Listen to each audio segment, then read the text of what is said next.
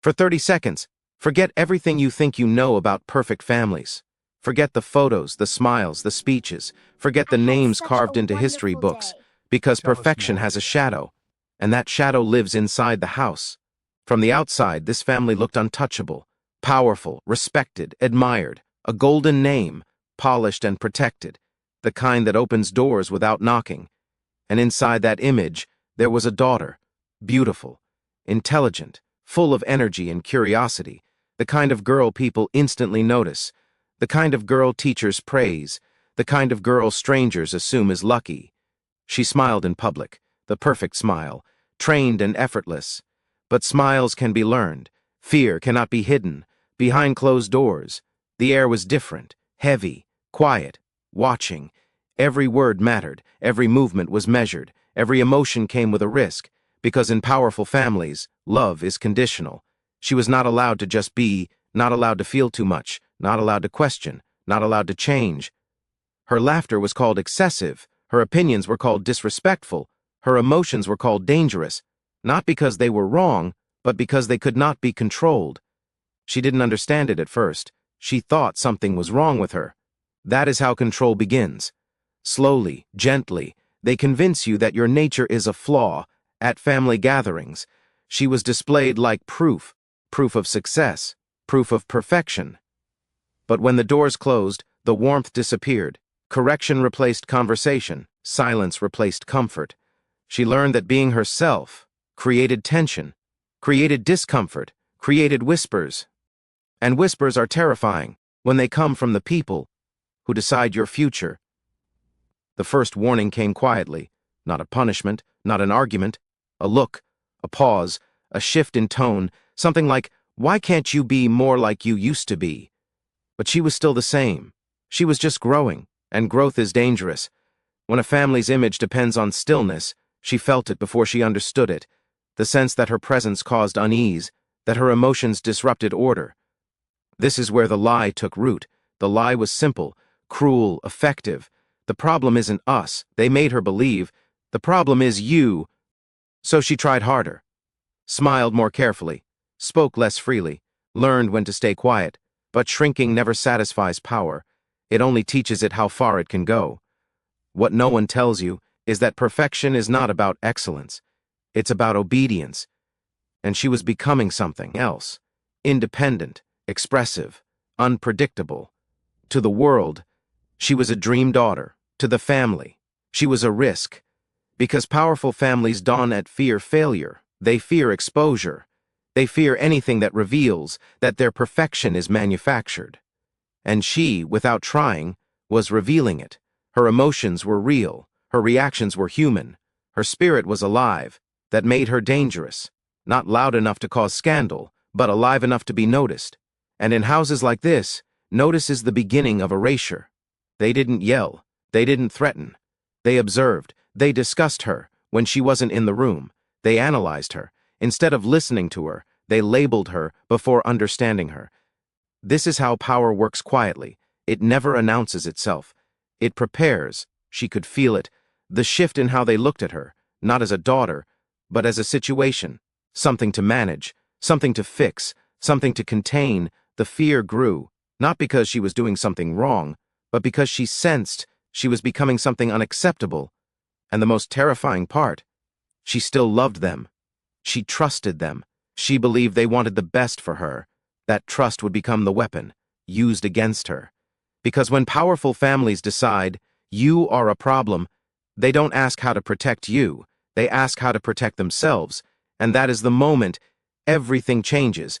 This was not about rebellion. This was not about illness. This was not about defiance. This was about control, losing its grip. And powerful families do not tolerate that. They don't destroy you loudly. They don't leave bruises. They rewrite the story. They turn fear into diagnosis, emotion into instability, individuality into threat. And once that story is written, the ending is already decided. This was the beginning, the moment the perfect daughter became the daughter they never wanted. Not because she failed them, but because she refused, unknowingly, to disappear. For the next 30 seconds, listen carefully. Because this part is not about madness, It is about obedience. What if your emotions were used as evidence against you? What if feeling deeply, speaking honestly, or resisting control was treated like a crime? Because that is exactly what happened. At first, nothing dramatic changed. No locked doors, no shouting, just new words quietly entering the house, sensitive, unstable, difficult. Words that sound medical, but feel like judgment. She noticed it in conversations, how her feelings were no longer discussed, only evaluated. If she was sad, it wasn't comforted, it was analyzed. If she was angry, it wasn't understood, it was recorded. If she questioned something, it wasn't answered, it was noted. Slowly her humanity became evidence. This is how behavior becomes a crime, without a trial. Her father watched closely, not with concern, with calculation. To him, she was no longer a daughter growing into herself. She was a variable, a potential liability. Reputation mattered more than understanding. Image mattered more than empathy. And reputation once threatened, demands sacrifice. He believed he was protecting the family, protecting the future, protecting the name. That belief made everything easier. Because when you convince yourself you are doing something for the greater good, you stop asking dangerous questions. Doctors entered quietly, not as saviors, but as authority. White coats carry power, especially when combined with wealth and influence. They didn't ask her how she felt. They asked how she behaved. They didn't ask what she needed. They asked how she disrupted order. And the answers were framed carefully, not to understand her, but to justify what was already decided. This is where science bends, because medicine, without ethics, becomes obedience in disguise. They spoke in calm tones, used long words, presented certainty, and certainty is comforting. When you want silence, she was never asked for consent, not directly, not honestly. Her future was discussed in rooms. She was not allowed to enter. Men decided what was best for her, while she waited outside, unaware her life was being rewritten. That is the most frightening part. Not cruelty, but confidence. The confidence that comes from power. They convinced themselves they were helping the family, helping society, helping the image. But help does not require secrecy. Care does not fear questions. This did. The decision was made quietly, no announcement, no explanation, just a shift in how she was treated. She felt it in the way conversations stopped. When she entered the room, she felt it in the way she was watched. Instead of heard, she felt it in the distance, growing day by day, and still, she blamed herself. Because when authority labels you, self-doubt follows. She began questioning her own reality. Was she too emotional, too loud, too difficult? That is how control completes its work. It convinces the victim they deserve what's coming. But here is the truth, clear and unavoidable. She was not sick. She was inconvenient. Her behavior did not threaten safety. It threatened image. Her emotions did not signal illness. They signaled independence, and independence is dangerous. When power depends on obedience, the doctors signed papers. The father nodded. The system moved forward, all without her voice. History often tells us that terrible things happen because people were cruel. But more often, they happen because people were comfortable. Comfortable with authority. Comfortable with silence. Comfortable with letting someone else decide. No one asked the simplest question, what if she's just human? Because that question would have stopped everything. This was not a medical failure.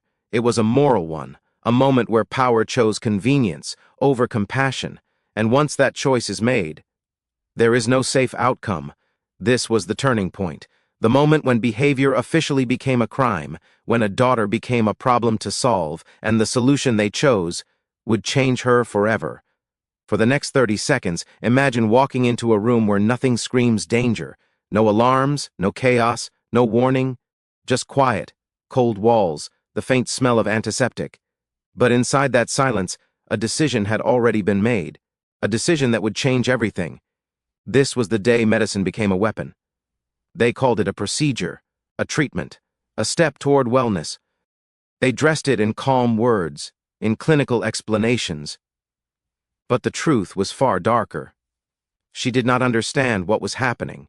She trusted the people who told her it was for her good. She trusted the people who called themselves family. She trusted the men in white coats. And that trust, that faith in authority, would be turned into a weapon against her. The room was small, silent, except for the low hum of machines and the occasional shuffle of papers. No cameras, no witnesses, no one to intervene. And in that quiet they moved. She lay there confused, afraid, but trusting, believing that this was care, believing she was safe. But safety had been redefined. They told her it was science, that it was for her own good. But the truth was simpler, purer in its terror. They were breaking her mind, to make her manageable. Every gentle word, every clinical gesture, was part of a plan designed to erase her, not her body, not her face, her mind, her spirit. She emerged on the other side different, not violent, not chaotic, not sick, empty. Silence replaced her voice. Confusion replaced her laughter. A broken sense of self replaced the girl who once moved freely through her own life. And the family? Relief, quiet relief, no tears, no regret. Just the sense that the problem had been solved. Powerful families do not apologize for control. They celebrate it quietly, because the success of their image matters more than the life of their daughter. And in that room, history had been written, a life altered without consent, a mind reshaped without consideration. This is what control looks like when it wears a calm face. She was no longer a threat. She was no longer vibrant. She existed, but only as a shadow of herself. Imagine living in a world where trust is punished, where obedience is enforced with science, and where love is conditional on silence. This was not an isolated moment. This was a system, a method, a chilling demonstration of how power can reshape reality without anyone questioning it too loudly. And yet there was no applause, no news coverage, no memorial, because to acknowledge her suffering would have meant acknowledging their failure. Their control had to remain absolute.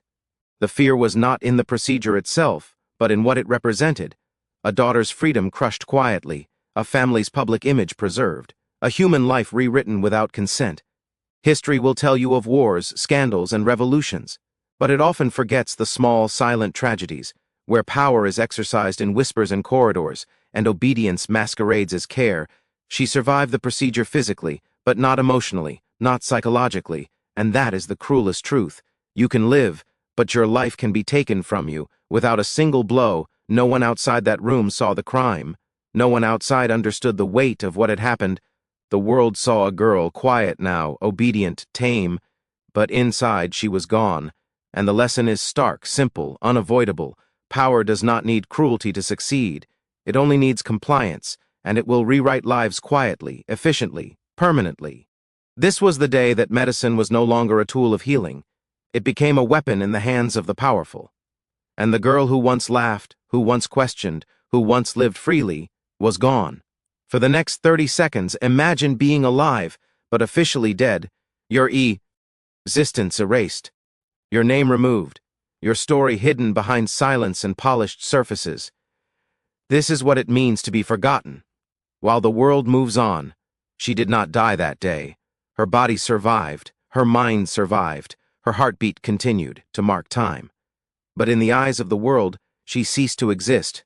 The family removed her name from conversations, from photographs, from public events, where her brothers rose, chasing fame, accolades, and history. She was quietly erased. Her achievements, her presence, her very existence were deleted from records. No mention in newspapers, no acknowledgement in magazines, no trace in history books. She was alive, but officially dead. At first it felt like a cruel joke, a misunderstanding. She tried to remind the world that she was there. Letters went unanswered. Calls were ignored. Her presence in family gatherings became invisible. The silence was not accidental. It was deliberate. This is how powerful families preserve themselves, not by confronting the truth, but by hiding it, by burying it under wealth, influence, and authority. Years passed, decades stretched on. She lived isolated, her voice unheard, her story untold. Imagine the pain of breathing, of moving through life, of having a mind, a heart, a soul, and knowing that officially you do not exist. Her brother's successes were celebrated, her absence ignored, her life displaced by records rewritten and public memories manipulated. She was there, but she was not. The world did not see her struggle. The world did not witness the cost of control. Isolation became her companion. Loneliness became her shadow. Every day was a reminder that her humanity was irrelevant to those who valued image over reality. And yet, she survived. Though erased from history, she endured. Though silenced by authority, she held on to the fragments of herself that remained. Her story, though hidden, existed in quiet moments, in letters she wrote but never sent, in memories that refused to fade, in the way her mind still remembered her laughter, even if the world refused to see it. The cruelty of erasure is not immediate. It does not leave scars on the skin. It is quieter, more insidious. It lives in the way people stop acknowledging you. It lives in the void where your name should be. It lives in the silence that replaces care. This is the most terrifying power of wealth and influence, not what it can do in public, but what it can erase in private. She was alive. She was thinking. She was feeling. She was human. And yet she was erased. But even erased lives leave traces. Even silenced voices echo. Even forgotten stories have the power to resurface. Her existence, though hidden, was never completely gone. The truth of her life waited, patient, waiting for someone someday to uncover it. And in that waiting lies hope. Because history does not only belong to the loudest voices, it also belongs to what was hidden, to what was buried, to what refused to be forgotten. She survived the erasure. Her story was hidden, but it was not destroyed. The world may have pretended she was dead, but she lived. And that simple fact was in itself a quiet rebellion. This is a warning. Power can erase your name. Power can silence your voice. Power can rewrite history, but it cannot destroy the reality of your existence. Even in isolation, even in official death, she remained alive, and that is the legacy of her survival. No matter how much authority hides the truth, no matter how powerful the silence, life finds a way to resist erasure. Her story is proof that invisibility does not equal non-existence, that surviving in the shadows is still surviving, and when the world finally looks closer, the traces she left behind will speak, not loudly, not with fanfare, but with undeniable truth. She was alive, she mattered, and no amount of power can erase that entirely.